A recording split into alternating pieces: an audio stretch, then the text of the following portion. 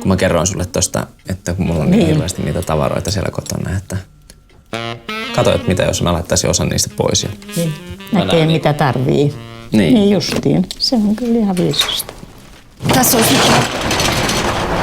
10-neliöinen tila, että miltä se näyttäisi, mahtuuko sun tavarat tähän tilaan.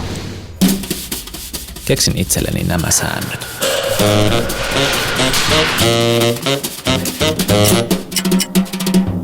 Yhden vuoden ihmiskoe. Kaikki tavarat pois varastoon.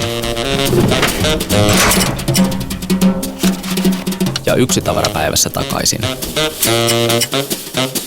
Enkä saisi ostaa mitään tavaraa. On tää nyt ihan tyhmä juttu siis. Sukat, pipo, tavaraa, ja tavaraa. Vituttaa koko juttu.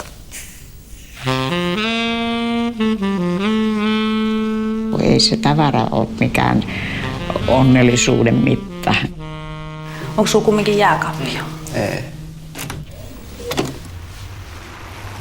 Mistä saa pyöriä ostamatta?